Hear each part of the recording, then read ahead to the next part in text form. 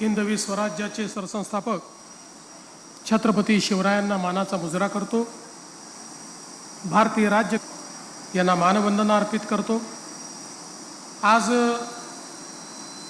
या भूमिपूजन समारोहामध्ये मंचावर उपस्थित असलेले भारत सरकारचे कोळसा आणि खाण मंत्री आदरणीय जी किशन रेड्डी जी, ग्रेटा एनर्जीचे चेअरमन नितेश चौधरी जी, MD अनूप गोयल जी, न्यूएरा क्लिनटेकचे मधुसूदन अग्रवाल जी, बाळासाहेब दराडे जी, आपले पालकमंत्री अशोक उईके जी, आशिष जयस्वाल जी, प्रतिभाताई धानोरकर, किशोरजी जोरगेवार, देवरावजी भोंगळे, करणजी देवतळे, अजयजी संचेती, श्री साईराम, कोल इंडियाचे chairman Shri Sanoj Kumar Jha, Shri Dipendra Kushwaha, Shri doctor P अनबलगम, Hansraj भैया अहिर, P वेलरुसू, श्री विनय गौड़ा, श्री पुलकित सिंह, श्री M सुदर्शन, कौस्तुभ धवसे, या ठिकाणी मंचावर उपस्थित सर्व मान्यवर आणि समोर उपस्थित असलेल्या सर्व माझ्या माता भगिनी आणि बंधूंनो, आज अतिशय आनंदाची गोष्ट आहे की भारताच्या इतिहासातील अतिशय आगळ्या वेगळ्या अशा प्रकारचा उद्योगाचं भूमिपूजन करण्याकरता आपण सगळे लोक या ठिकाणी एकत्रित आलो आहोत। आपल्याला कल्पना आहे की आपला विदर्भाचा सगळा भाग खनिज संपदेने खूप मोठ्या प्रमाणात या ठिकाणी भरलेला आहे आणि गेले अनेक वर्ष आपण WCL असेल किंवा तत्सम व्यवस्थांच्या माध्यमातून या ठिकाणी कोळशाचं खनन करतो, मायनिंग करतो, इंडस्ट्रीला कोळसा देतो, वीज निर्मिती करता कोळसा देतो आणि त्या माध्यमातून एक मोठी इकोसिस्टीम आपल्याकडे तयार झाली आहे। पण आज आपल्याला कल्पना आहे की जगासमोरचा सगळ्यात मोठा प्रश्न वातावरणातल्या बदलाचा प्रश्न आहे। आपण शेतकरी देखील नेहमीच अनुभवतो की एखाद्या वर्षी अवर्षण होतं, एखाद्या वर्षी अतिवृष्टी होते, कधी कापणीला आलेला धान असेल, कापूस असेल, सोयाबीन असेल, अति पावसामुळे झोपतं। अशा अनेक प्रसंगांना आपल्याला सामोरं जावं लागतं आणि याचं मुख्य कारण प्रदूषण आणि वातावरणातला बदल आहे। आणि म्हणून आजच्या जमान्यामध्ये आपल्या रिसोर्सेसचा उपयोग, आपल्या खनिज संपत्तीचा उपयोग हा प्रदूषण मुक्त पद्धतीने आपल्याला कसा करता येईल हे सगळ्यात महत्त्वाचं धोरण आहे। आणि मी भारत सरकारचं आणि विशेषतः आमचे प्रधानमंत्री माननीय नरेंद्र मोदी साहेब आणि आपले मंत्री जी किशन रेड्डी जी यांचं मनापासून अभिनंदन करतो, त्यांचे आभार मानतो की त्यांनी जगातल्या ज्या बेस्ट टेक्नॉलॉजीज आहेत, जगातलं जे उत्तम तंत्रज्ञान आहे की ज्याच्यामुळे आमच्या खनिज संपदेचा उपयोग प्रदूषण रहित, कुठलंही प्रदूषण न करता आपल्याला कसं करता येईल अशा प्रकारच्या टेक्नॉलॉजीजला मोठ्या प्रमाणात पुढाकार दिला, त्याच्याकरता इन्सेंटिव्ह दिला, निधी दिला आणि त्यातनं 7 प्रकल्प कोल गॅसिफिकेशनचे, पूर्वी आपण कोळसा काढायचो आणि कोळसा जाळायचो, आता कोळसा जाळायचा नाही आहे, त्या कोळशाचा गॅसमध्ये रूपांतरण करायचं आहे। आणि त्यामुळे ही जी काही आपल्याकडे कोळशाचं प्रदूषण आहे, हे प्रदूषण पूर्णपणे आपण त्या ठिकाणी संपवणार आहोत। आणि अशा पद्धतीनं कोल गॅसिफिकेशनचे 7 प्रकल्प देशामध्ये मंजूर झाले। महाराष्ट्राला याची पूर्वकल्पना असल्यामुळे महाराष्ट्र पहिलं राज्य होतं की ज्यांनी या संदर्भात आपली पॉलिसी तयार केली, इन्व्हेस्टरशी चर्चा केली, इन्व्हेस्टर्सला काय पाहिजे, गुंतवणुकीकरता काय आवश्यक आहे, या सगळ्या गोष्टींची चर्चा केली. आणि म्हणून देशातल्या पहिल्या 7 प्रोजेक्टपैकी 4 प्रोजेक्ट महाराष्ट्रात, तेही विदर्भात, आणि त्यातले मॅक्झिमम आपल्या चंद्रपूर जिल्ह्यामध्ये या ठिकाणी आलेले आहेत. ही अत्यंत आनंदाची गोष्ट आहे. आज आम्ही इथे येण्यापूर्वी न्यू एरा क्लीनटेक यांचं भूमिपूजन केलं. त्यांचं कोल गॅसिफिकेशन आणि त्या माध्यमातून केमिकल्स किंवा इतर डिरायव्हेटिव्स ते तयार करणार आहेत. अगदी त्या ठिकाणी आपल्याला माहिती आहे की वेगवेगळ्या पद्धतीनं आपल्याला शेती करता लागणारा युरिया हा आपल्याला इम्पोर्ट करावा लागतो आणि लाखो कोटी रुपये आपल्याला त्याच्या पोटी द्यावे लागतात. तो युरिया देखील या ठिकाणी न्यू एरा क्लीनटेकमध्ये ते तयार करू शकणार आहेत. इतर वेगवेगळे केमिकल्स तयार करू शकणार आहेत, गॅसेस तयार करू शकणार आहेत. आत्ताच जसं दराडेंनी सांगितलं की LPGला रिप्लेस करता येईल, आपल्या घरी आपण जे सिलेंडर वापरतो अशा प्रकारचा रिप्लेसमेंट गॅस देखील त्या ठिकाणी ते तयार करू शकतील. अशा पद्धतीनं आपल्या कोळशाचा उपयोग करून प्रदूषण रहित देशाच्या अर्थव्यवस्थेमध्ये एक मोठी भर या कारखान्याच्या माध्यमातून या ठिकाणी होणार आहे. त्यासोबत आपल्याला माहिती आहे की ग्रेटा एनर्जी ज्यांच्या कार्यक्रमामध्ये आपण बसलो आहोत, यांनी देखील या ठिकाणी कोल गॅसिफिकेशनच्या माध्यमातून ग्रीन स्टील बनवण्याचा निर्णय घेतलाय. मी त्यांचं याकरता मनापासून अभिनंदन करतो. पहिले तर आपण निर्णय केला की आपल्या गडचिरोलीला आपल्याला स्टील हब ऑफ इंडिया बनवायचं आहे आणि गडचिरोली, चंद्रपूर, नागपूर, वर्धा, भंडारा, गोंदिया हे जे आपले जिल्हे आहेत, या जिल्ह्यांमध्ये मोठ्या प्रमाणात आपल्याला स्टीलचं मॅन्युफॅक्चरिंग करून लाखो लोकांच्या हाताला काम द्यायचं आहे.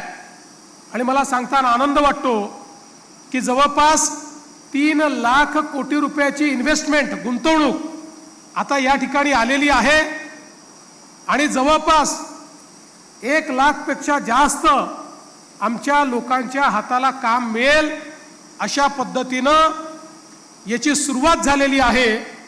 आज गडचिरोलीसारख्या आपल्या मागास जिल्ह्यामध्ये आपण मोठ्या प्रमाणात काम सुरू केलं. आज आमची तिथली मुलं त्या ठिकाणची आदिवासी समाजाची, दलित समाजाची, OBC समाजाची ट्रेनिंग घेत आहेत, चांगल्या नोकऱ्या त्यांना मिळत आहेत.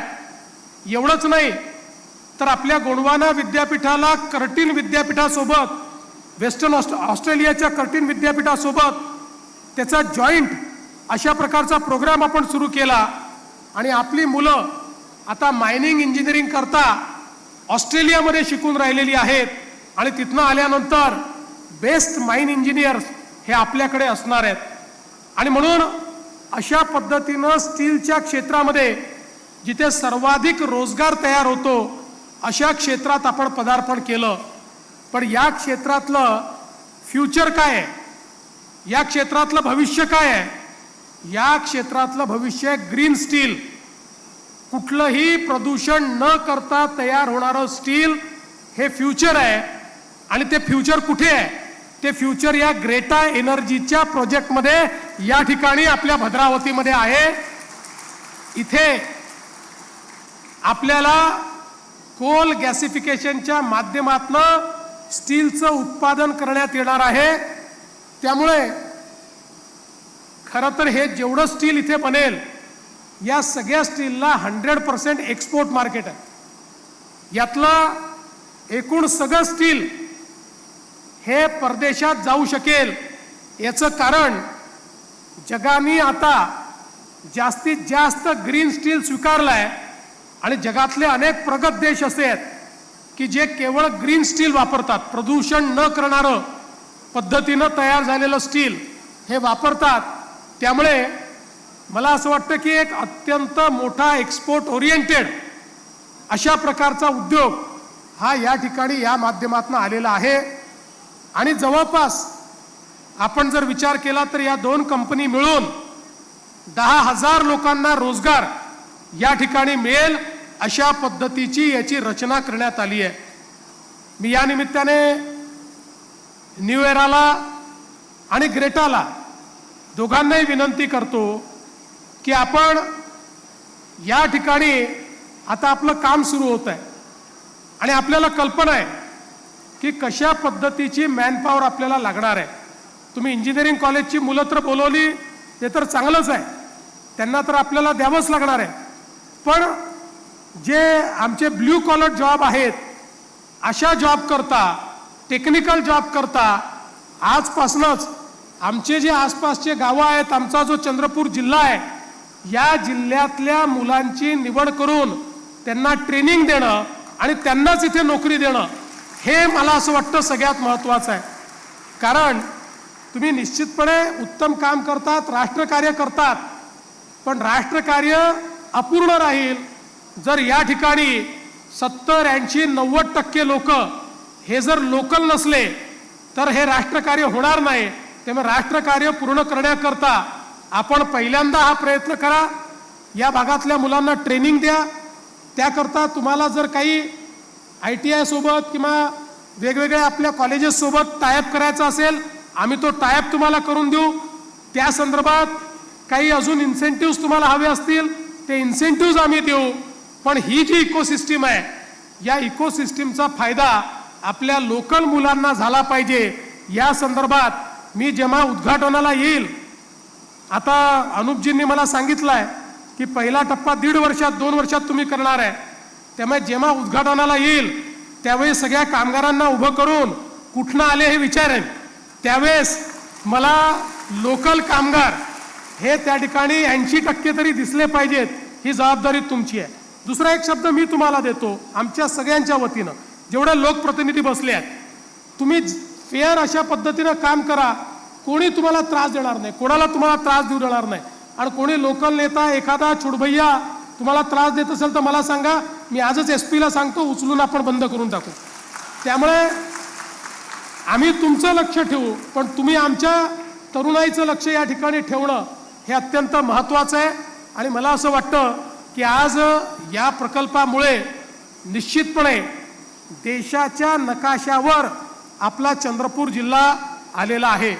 मग अशी अनुपजी सांगत होते ते ब्रह्मपुरीचे आहेत, याच जिल्ह्यातले आहेत, त्यांना मी सांगितलं मी पण याच जिल्ह्यातला आहे, माझं कुटुंब मूलचं आहे, माझी शेती अजूनही मूलमध्ये आहे, त्याच्यामुळे मी पण याच जिल्ह्याचा असल्यामुळे आपल्या दोघांवरही जबाबदारी आहे की या जिल्ह्याचं भलं झालं पाहिजे, उत्तम प्रकारे या जिल्ह्यामध्ये काम झालं पाहिजे। आणि मला विश्वास आहे येत्या काळामध्ये आपला जो पूर्व विदर्भाचा भाग आहे, या भागामध्ये मायनिंगवर आधारित खूप मोठ्या प्रमाणात उद्योग येणार आहेत आणि त्या माध्यमातून इथलं जे काही पूर्ण अर्थव्यवस्था आहे, ही अर्थव्यवस्था पूर्णपणे बदलणार आहे। आपल्याला माहिती आहे की आज महाराष्ट्र वेगाने पुढे जातोय, महाराष्ट्राची अर्थव्यवस्था आता इतकी मोठी झालेली आहे की जगाच्या पाठीवर महाराष्ट्र जर वेगळा देश असता तर जगातली 30वी सगळ्यात मोठी अर्थव्यवस्था आपला महाराष्ट्र राहिला असता। अनेक देशांना महाराष्ट्राने आता मागे टाकलं आहे आणि पुढच्या 2 वर्षामध्ये महाराष्ट्र UAE आणि सिंगापूरला देखील अर्थव्यवस्थेत मागे टाकेल इतका आपल्या अर्थव्यवस्थेचा विस्तार आपण करतो।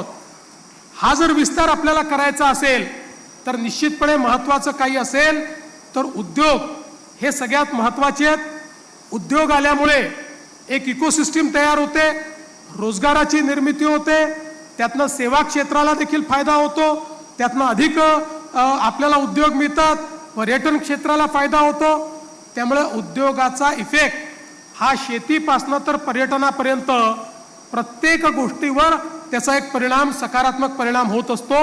आणि म्हणून जास्तीत जास्त उद्योग आणण्याचा प्रयत्न हा या ठिकाणी आपण करतोय। मला सांगताना आनंद वाटतो, नुकतंच मी अर्थसंकल्प सादर केला, या अर्थसंकल्पामध्ये अनेक महत्त्वाचे निर्णय आपण घेतले. लाडकी बहीणसारखी आपली योजना ही सुरूच ठेवण्याचा निर्णय आपण घेतला. त्याच्याकरता पूर्ण निधी आपण दिला आणि त्याचसोबत आमचे जे शेतकरी आहेत या शेतकऱ्यांना देखील 2 लाखापर्यंत कर्जमाफी करण्याचा निर्णय हा आपण या आपल्या अर्थसंकल्पात घेतला. आणि एवढंच नाही तर आमच्या शेतकऱ्यांसोबत आमचे जे शेतमजूर आहेत यांनाही आता स्वर्गीय गोपीनाथ मुंडे जी आपली अपघात विमा योजना आहे त्या योजनेमध्ये आणलं. म्हणजे आमच्या एखाद्या शेतमजुराचा दुर्दैवाने कधी साप चावून कधी एखाद्या वेगळ्या गोष्टीने ॲक्सिडेंटने मृत्यू झाला तर त्यांच्याही कुटुंबाला 2 लाखापर्यंत मदत आज राज्य सरकारच्या माध्यमातून आपण करणार आहोत.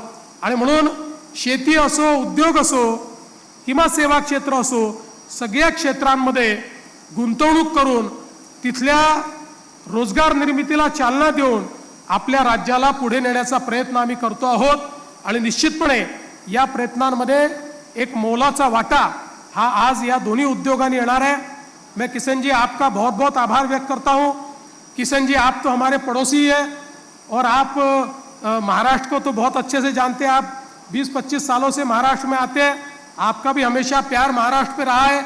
इसी प्रकार से आपका प्यार और आशीर्वाद महाराष्ट्र के साथ हमेशा बना रहे और मोदी जी के नेतृत्व में एक नए भारत का सपना जो हम लोग मिलकर देख रहे हैं, उस सपने में आपके मदद से महाराष्ट्र हमेशा अगुवाई करेगा ऐसा विश्वास मैं आपको देता हूं. आपका बहुत बहुत आभार व्यक्त करता हूं. आणि या चांगल्या कार्यक्रमाकरता मला निमंत्रित केल्याबद्दल मी ग्रेटाचं आणि न्यू एरा क्लिनटेक दोघांचेही मनापासून आभार मानतो आणि माझं बोलणं संपवतो. धन्यवाद. जय हिंद, जय महाराष्ट्र.